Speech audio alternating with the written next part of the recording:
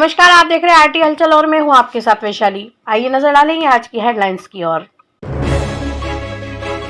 ताप्ती नदी में अस्थियां विसर्जन करने का है विशेष महत्व। मंडी में तुअर की बड़ी आवक, अच्छा भाव मिलने से खुश नजर आए किसान। जिला अस्पताल में लगा नसबंदी शिविर, 30 महिलाओं ने कराया पंजीयन।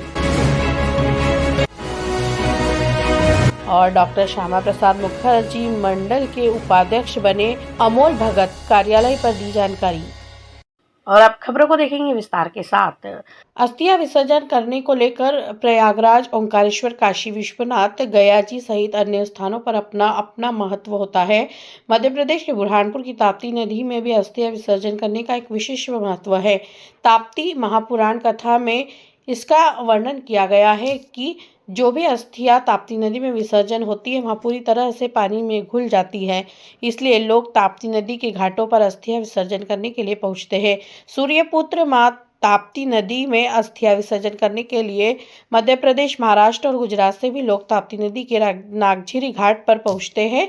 यहाँ पर विशेषता यह है कि भगवान श्री राम ने अपने पिता दशरथ का श्राद्ध यहीं पर किया था, इसलिए और भी महत्व माना जाता है। उन्होंने बताया कि ताप्ती नदी में अस्थियां विसर्जन करने का एक विशेष महत्व है।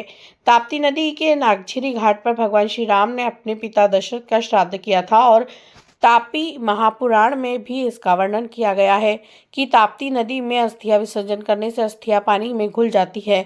इसलिए यहाँ पर मध्य प्रदेश, महाराष्ट्र और गुजरात से भी लोग अस्थियां विसर्जन करने के लिए पहुँचते हैं। ताप्ती नदी की तो बहुत महिमा है।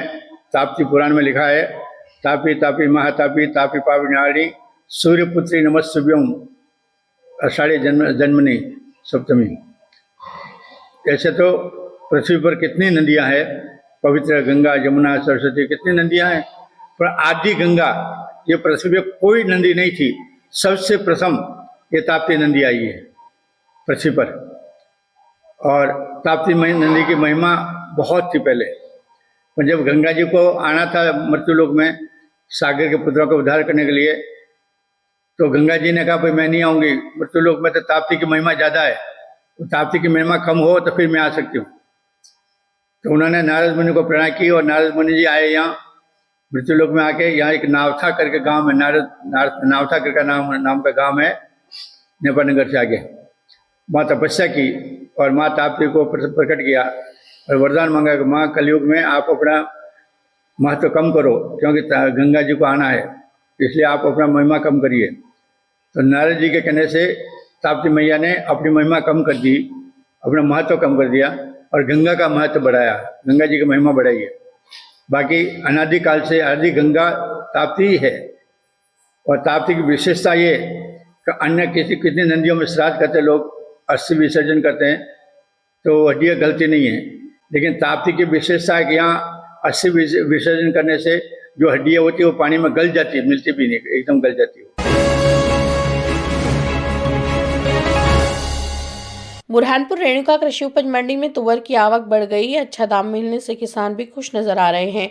शनिवार दोपहर 2:30 बजे कृषि उपज मंडी में किसान अपनी तुअर की फसल को लेकर पहुंचे। यहां पर व्यापारियों ने बोली लगाना शुरू की।